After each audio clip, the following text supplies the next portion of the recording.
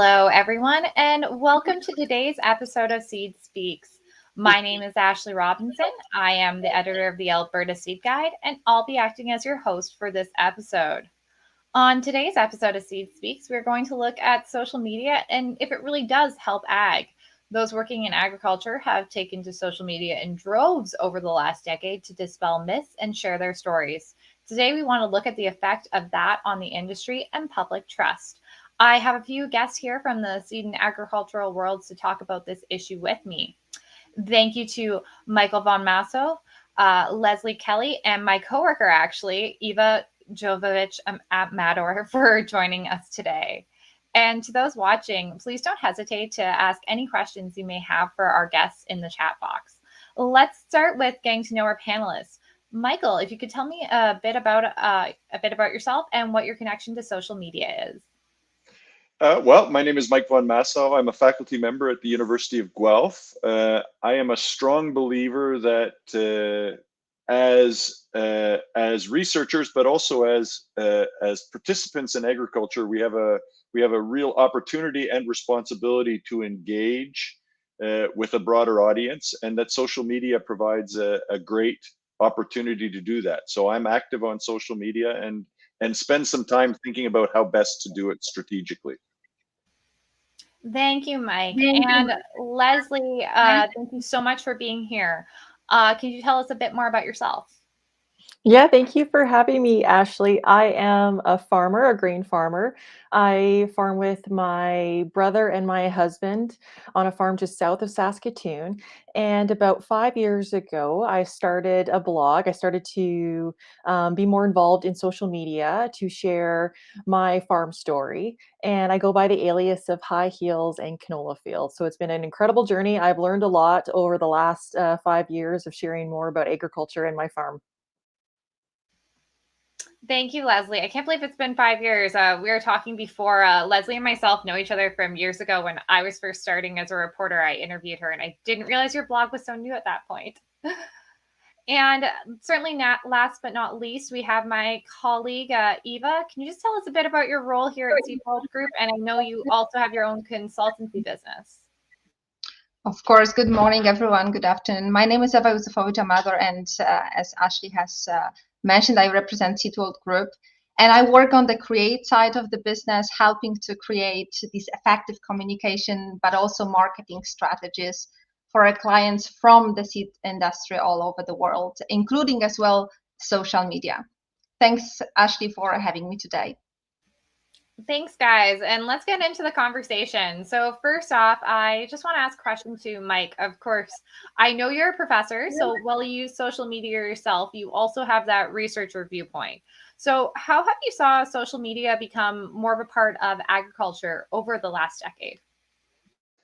Well, we've seen lots of people, including other people on the show here today, try to engage in a broader audience, trying to tell the story of agriculture. And I think we've seen some people do it very successfully. I think we've seen some other people do it less successfully. And to me, the keys in my experience are understanding strategically what you're trying to accomplish. And executing in that. We see a lot of people sort of ad-libbing social media, and I would argue that they're not as successful in engaging a broader audience, thinking about what you're saying, thinking about how you're saying it, and thinking about how you're taking feedback becomes a profoundly important part of building an audience that is relevant to what your objective is. That's all really good points. And I think some of it myself, I know when I see like my Facebook look back on in this day, I cringe at some of the stuff I used to post, because when we first got social media, we just went crazy posting whatever. And now it's such a part of our lives, but we really have to be more strategic with it. And of course, Leslie, I know you're on social media sharing your farming stories. So why do you feel it's important to share agriculture in this way? Yeah, well, I started 5 years ago, and I didn't know really how to do social media. So just like what Mike said, I really took a step back and thought about what what was my tone? Why was I doing it? Why was it important to me?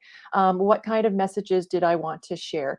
And my overall goal was, to share a message or a different perspective and create a conversation, just to be a touch point. If someone had a question out there, that I can direct them to other people, other farmers, and to be a place they can have a safe conversation. For me, I saw social media as an effective way to put out a message, whether that was, in the cab of a tractor, or when I was making supper or putting the kids to bed. And it can be seen by a lot of people outside of my general community. It can be seen all over the world and can start that conversation. So I saw it as a touch point, to create a connection.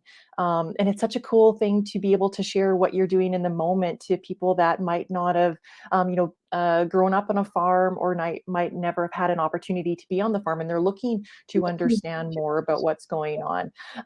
I share my farm life, but also just who I am as a person, because I am a farmer, but I'm also a mom and a wife. So I share all the things that are involved in my day in hopes to create that connection. And what I saw it as, that I'm a communicator by heart, by trade.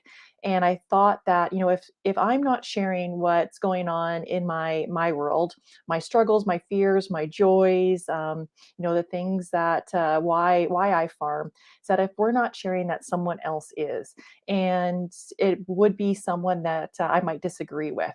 So I'm using my skill set on the farm, being a communicator, and trying to share and contribute in a way that starts a conversation and helps people learn more about our farm. Thanks, Leslie. And I know, yeah, you do that really great across all social media and with your blog. And of course, Eva, I know you work with a lot of companies on their marketing strategies. So why should social media be included when you're thinking of marketing? That is a great question, Ashley. Um, Social media presence, or more general, how we call it, digital presence, that includes as well social media, of course, I would say is no longer optional, both for companies as a, of course, part of their marketing efforts nowadays, but also for organizations, national, regional, and international organizations. And when we look at the benefits for companies, I would say it is an essential way.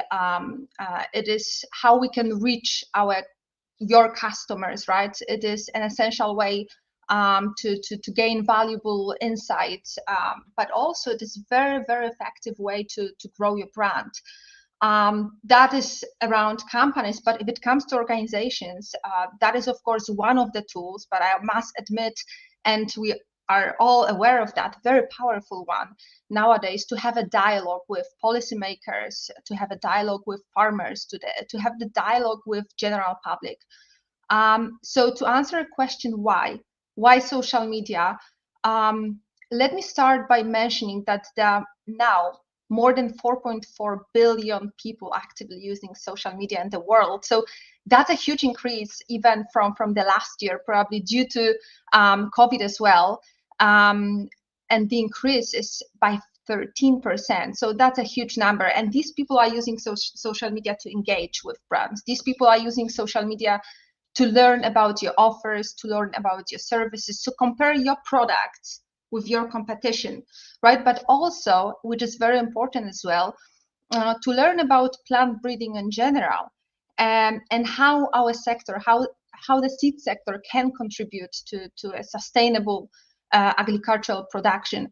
So I think, in my way of thinking, if we are not taking an advantage of social media, we are missing out on a, I would say, fast, inexpensive, and very effective way to reach more than half of the world's population.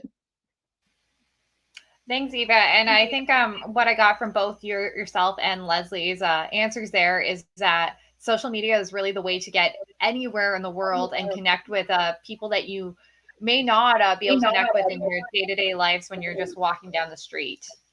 And of course, I just want to throw out a question kind of to the general here, and whoever feels like answering it, that'd be great. So what do you feel works when sharing information about agriculture on social media? Well, I'll jump in. I think tone matters a lot. We see a lot of adversarial. We see people saying, "Oh, aren't the people who are criticizing us ridiculous?" You know this, and I'm not sure that is productive. I think, as Leslie said, it's and Eva too it's about dialogue. It's about being willing to exchange. It's about being willing to listen, and that's especially true if we want to grow our audiences outside of our own circles. One risk that happens in social media is that we turn into very much an echo chamber, and we suffer from confirmation bias. We look for people who are saying the same things and have the same perspectives as us. So I think tone is profoundly important in growing that audience and building that dialogue so that we can engage. I think you said in your introduction how important trust is. And trust isn't built by beating people over the head with information. It is about listening to their concerns, and it's about responding to those concerns, and it's about being respectful when we have differences of opinion. And so, to me, to finish where I started, tone becomes profoundly important. I was interested to hear how Leslie talked about, telling people who she is, telling people about her broader life. I think those sorts of things become profoundly important so that we get a sense that we're all people, we're all interested in finding information, we're all interested in sharing information, and doing it in a respectful way becomes critically important. Yeah, I think that's a really great point when we're talking about tone. I feel like, of course, social media is really new when you look at the grand scheme of history, but I feel we have to remember to think about it the same as if we're having a conversation with anyone in person. We always say, don't just speak your mind. Think before you speak. So, anyone like to add anything to what Mike said there? I can add to that as well. I totally agree with what Michael has mentioned. I would say when we think about what works when we are using social media, I think that we also need to remember about that it depends on the purpose of our social media presence and what we want to achieve, right? I think that both for companies and for organizations, I think that it's very important to have a solid strategy in place, and that has been already mentioned today. And it is important to identify the goals of any social media activity. So anything what we do in social media, what we want to achieve, and to define in general what we want to achieve through our digital presence, right? And if we move, however, so that can be phase one, right? Building a solid strategy. And if we move now to phase two, we start developing content that we are using in social media. I think that it's very important that the content we publish is a high quality content, of course, with very good tone, as Michael has mentioned as well. And it's written in a proper language. Adjusted to our target audience. And of course, it's connected with the fact that we need to know our audience. It's very important here as well. But I would also like to add one element to that, namely that we need to remember that social media nowadays is not only about information sharing, right? I think that was the case a few years ago, and it was working to some extent then. But nowadays, the content needs to be also engaging, but not only the content must be engaging. I think that also we must engage with our audience. We need to find these ways to have this meaningful interaction, meaningful conversations with them, with our audience. We need to find ways to answer their questions and to be there for them if they have some doubts, right? That way we create opportunities to have this conversation, to have this dialogue that has been mentioned today already. And that helps not only to establish our relationship with customers, target audience, depending if we are talking about companies or organizations, but it also helps to build that trust and to have an ongoing interaction with them. And of course, we can mention in here, that's a very wide topic. We can mention here also some technical, more technical and operational elements, like including proper and attractive hashtags, right? Mentioning people in our content that we publish, analyzing as well the performance of our content. So all these elements, in my way of thinking, are crucial. Yeah, definitely. You had a lot of good points there. And I think I don't always hear when we have these conversations about social media where we talk about the fact that you need to look back at the performance data that you have. And there's so much available. I know, Eva, here in Seed World Group, we have training sessions on this so that we can look at what's happening with our various brand accounts, and for you guys on the Create side to be able to work with clients and be able to show them how important data is. And I know we see it come up a lot in news and stuff, how data is maybe the new oil. It's really driving business, and how important and really how much it is worth it. And I think we need to all think of that, even when we're just talking ourselves on our personal accounts. So I think that goes really well into my next question, which is going a bit more on what struggles have you guys encountered yourselves when you've been on social media? Have you met any keyboard warriors, as we sometimes call them? Maybe Leslie, I feel like this would be a good one for you maybe to start off with, because I know, of course, you are all over social media with your own brand. Yeah, keyboard warriors and trolls. I've learned a lot about that. One of my first posts so that's a fascinating thing about social media is I'll create a post where I think, I'm like, this is so awesome. And you put it out there and it gets 3 likes, or something that I'll do just in the heat of the moment, in, the cab of the tractor, and that will go viral. So I've been learning as to what my audience likes, but also I can see and feel what works is when I get not necessarily likes, but lots of questions or comments or that creation. I have had the opportunity to go through some viral posts and videos, and have received a lot of comments, and sometimes the negative feedback from some keyboard warriors. And what I learned initially was it really impacted me, and it hurts when someone disagrees with you to the extent of personally attacking you or threatening you. And so I've had to really dive deep and figure out different courses of action to do in those certain situations. I've created more boundaries just to help myself, because social media can be hard when you're being in those moments attacked. And sometimes in a viral post case, that attack could come and be three days or longer, where they can come at your site, shut down your site, and so forth. So boundaries have really helped me. And for me, I've always looked at it from the perspective of, if I've created something that hit such a nerve, such an emotional response, I look at it in ways of, well, could I have done things differently? Was it my tone? Was it my message? Did I create conversation? But then also maybe it was beneficial. Maybe I put out a message that people didn't agree with, because it's such a strong message, or something that should be shared.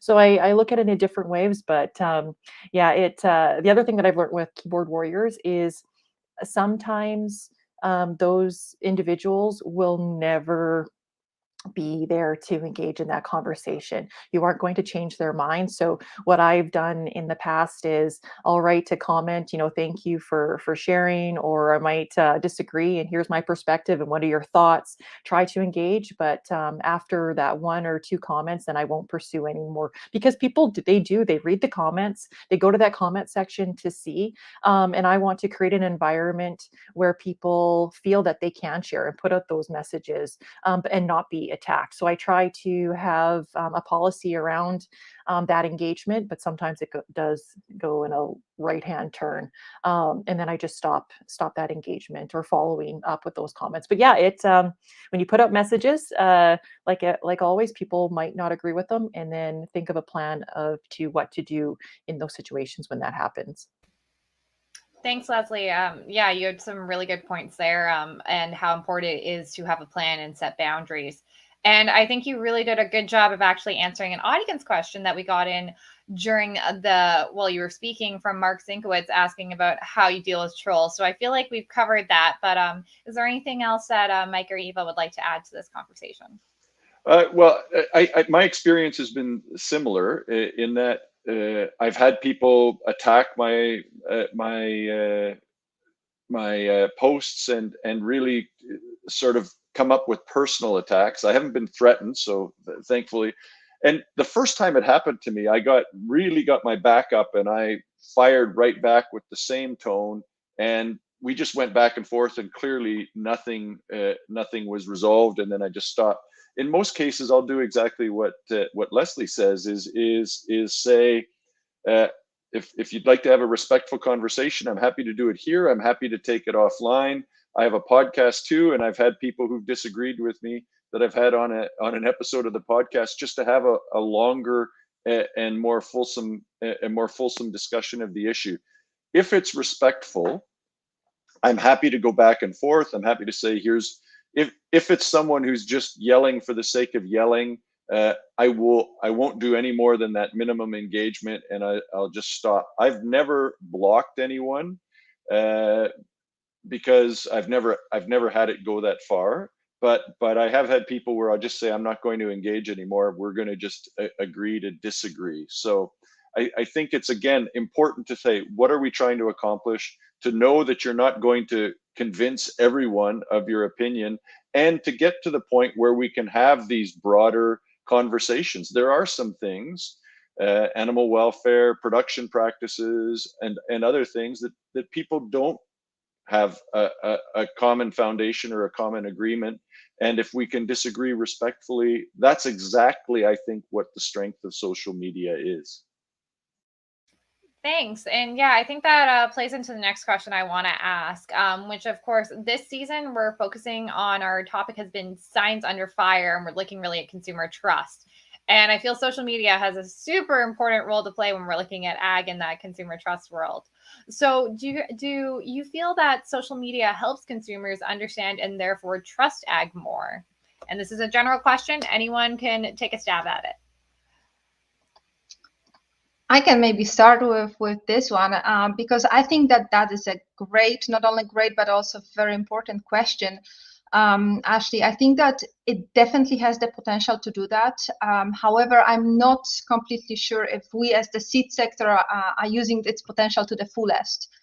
Trust is something, again, in my way of thinking, trust is something that you build based on the quality of your products and services, the processes that you have in place, but also on your digital presence, on your social media activity, on your website, the content you create and publish. And I think that the lack of dialogue and engagement with consumers constitute a big problem in that issue. And we still see that a lot of companies and organizations do not have a solid strategy in place on how to communicate with their audience, how to engage with them, how to tell them why they do what they do, and what benefits it brings to the customers and to the general public as well. And the digital presence nowadays is, I think, not only important, but it is vital to build that trust and to build that reputation, to understand why we do what we do. Yeah, those are all really good points. And when we're looking at it from that company view, if you don't have a strategy and plan sorted out on how to approach social media and talking with your customers, I think you're living in the wrong century. So is there anything else that Leslie or Mike would like to add to this? Yeah, I can pipe in. I think the egg, from learning, even my farm, it's hard to understand. Agriculture, we're so broad and it's so deep. Agriculture is complex, and it's hard to share what we do. through social media. So I think it has a place of being a tool, but it shouldn't be the only tool that we rely on to help those outside of agriculture understand and therefore trust. So I think social media is a great way to share snippets of our lives, build connections, or at least start that connection or start that dialogue, and then continue it in different forums or different places to then create more trust. I think social media is a great way to share our farm, to share something new, share a different perspectives, share a tool that we're using, share why it matters, and then what we're doing. But I then have continued on the conversation with then bringing people to the farm to share more, to have those discussions and why things are complex, and see and appreciate the things that we do on our farm in a different, and see it in a different lens. So overall, it's all to me about sharing my why it matters to me, and then learn what's important to them and ask those questions as, why is this helpful? Or what do you think A could do differently? Or what do you feel about this? So a great tool, but it's not the only tool in developing and creating trust. Thanks. Sorry. Sorry. I was just going to say, I think, Leslie, you made a couple of great points. One of the points you made earlier is if we're not here, the conversation is going to happen without us. And that's something that I talk about a lot, not just in the context of social media, but in the context of a broader strategy to interact with the public or consumers or whatever we want to call them. And so being here, being on social media, telling our story, even if it's in snippets as part of a larger strategy, becomes important, because that conversation is going to happen on social media, whether we are there or not. And it's not like we can just not say anything and it goes away. The other point I think that is important to make quickly is, if you look at the data, the consumers feel pretty good about agriculture, particularly about farmers. But what happens is they hear things, they learn things that they're unclear about, or maybe that they're uncomfortable with. And this platform or social media provides an opportunity to have that first engagement. And as Leslie said, maybe then they come out to a farm, or maybe then we direct them to a place where we can have a conversation, or to an information resource. But again, if we're not there as part of that conversation, if we're not there to respond when the questions occur, that's when we start to see an erosion of trust. So I think, as Eva said, it's critical that we're there, because the people who are asking questions are there. Those are all really, really great points. And the fact is, we always talk about agriculture, wanting to make it more visible. And I feel that this whole conversation today has focused on that, and how we can use social media as a tool to help make it. But it's only a stepping stone, and there's always a lot of different parts that we need to think of. And if that's whether, like you said, sending them to another resource, or as Leslie said, inviting them out to our farm, there's always other ways that we can use social media to expand the conversation. So thank you guys so much for being here today. Unfortunately, that is all the time we have for today. So thank you to Mike, Leslie, and Eva for having this discussion with me. I really, really enjoyed it, and I learned so much myself. So for those watching, thank you for tuning in. And if you missed part of today's live stream, don't worry. We'll have it available on demand on Facebook and YouTube. And if you have any questions about this subject, or ideas for future topics we should tackle, please send me a message to the Seed World's Facebook page, or feel free to reach out to myself. And next week, we'll be hosting a very special holiday episode where I'll get to hang out with all the other Seed Speaks hosts. And we hope you'll join us. So thank you, and see you next week.